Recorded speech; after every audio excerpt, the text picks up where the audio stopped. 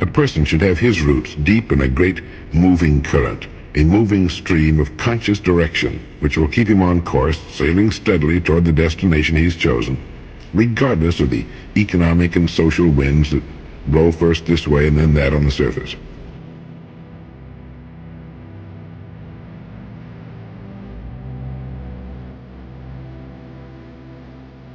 In such a life, there's no great hurry, no frantic running about, no doubt or confusion. Instead, each day he moves a little way along his course, steadily, unrelentingly. And above all, he has the wonderful, calm knowledge of his destination, and knows that each day finds him closing the distance that still separates him from it. Sometimes in his life, as in all lives, there are storms which tend to throw him off course, and obstacles which for a time may delay him. But soon, he's right back on course again, moving ahead. His roots are firmly held by the steady stream of his belief. This is the life of the strong, serene person, the person of wisdom, the person who knows that he cannot do or become everything in his lifetime, so calmly chooses that which he desires, pushing everything else from his mind, and begins his life's journey. Until in a very few years, he's miles ahead of all but the few who live as he does.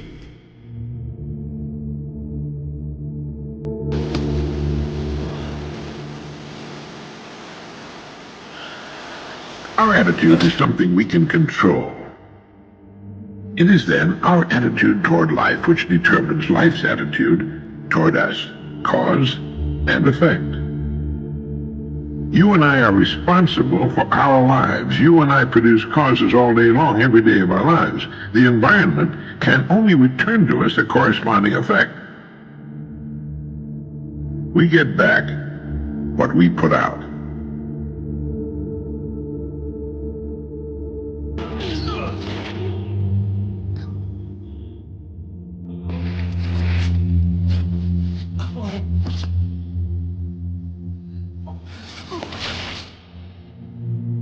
Attitude is the reflection of the person inside.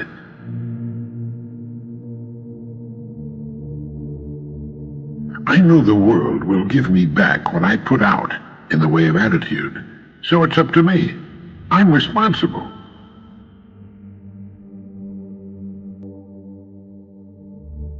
A person with a poor attitude becomes a magnet for unpleasant experiences.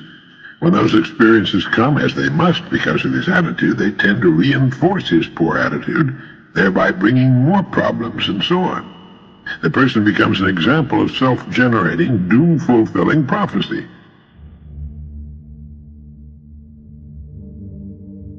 There are millions of human beings living narrow, darkened, frustrated lives, living defensively simply because they take a defensive, doubtful attitude toward themselves, and as a result toward life in general. Wherever you find a person doing an outstanding job and getting outstanding results, you'll find a person with a good attitude. These people take the attitude toward themselves that they can accomplish what they set out to accomplish. They take the attitude that achievement is the natural order of things, and it is. They have a healthy attitude toward themselves and as a result toward life and the things they want to accomplish. They have goals. They have a burning desire to succeed despite all handicaps. They know exactly what they want. They think about it every day of their lives. It gets them up in the morning and it keeps them giving their very best all day long. It's the last thing they think about before dropping off to sleep at night. They have a vision of exactly what they want to do, and that vision carries them over every obstacle. It's been said that what the mind can conceive and believe, it can achieve. As to luck, forget it. Luck is what happens when preparedness meets opportunity, and opportunity is there all the time. It's our attitude at the beginning of a difficult task which, more than anything else, will bring about its successful outcome. That, my friend, makes the difference.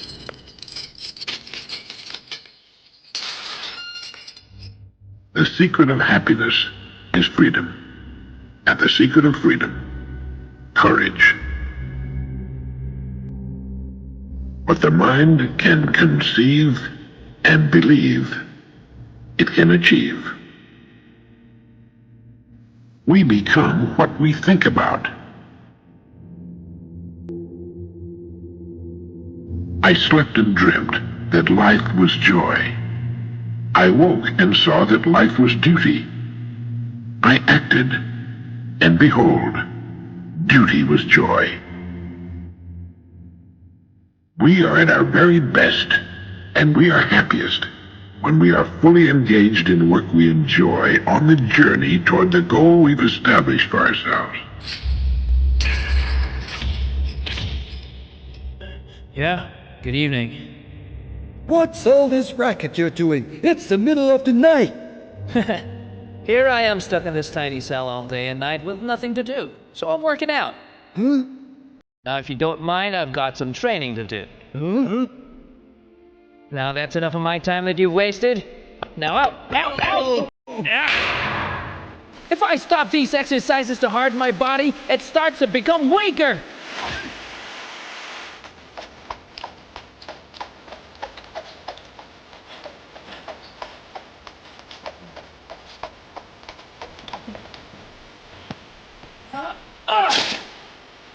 The more intensely we feel about a goal, the more assuredly the idea buried deep in our subconscious will direct us along the path to its fulfillment.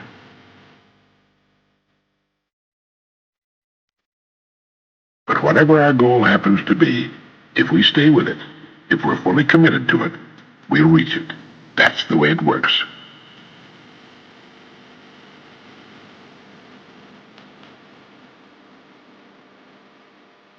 Most seem to just drift along, taking circumstances as they come, and perhaps hoping from time to time that things will get better. If anyone can succeed, and millions do, so can you. Of one thing you may be sure, you will become what you think about. If your thinking is circular and chaotic, your life will reflect that chaos. But if your thinking is orderly and clear, if you have a goal that's important for you to reach, then reach it. You will.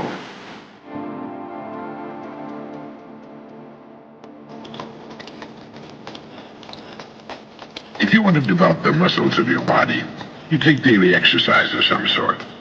The mind is developed in the same way. The mind of man can lift anything.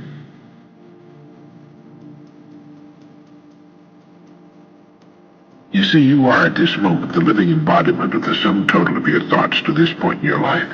You can be nothing else. Each one of us is in charge of his or her own life. Each one of us is completely responsible.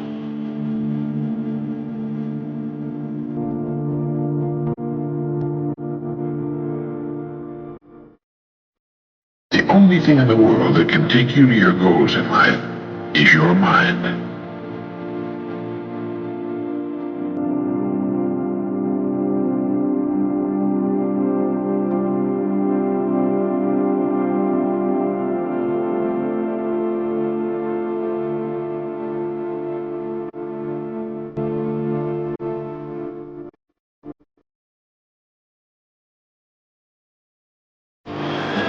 Stay down, wait for the doctor to arrive. No!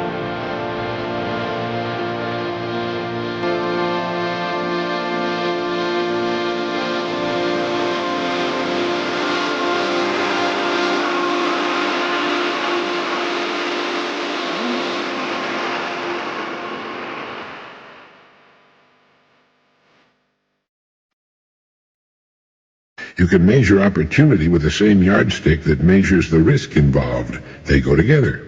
Adversity introduces a person to himself. Now that's when we get to really know ourselves. That's when we come face to face with the real person we are and the stage of our maturity or growth to that point. Touch a thistle timidly and it pricks you. Grasp it boldly and its spines crumble. All problems become smaller if you don't dodge them but confront them. It's good to get rid of that word security once and for all.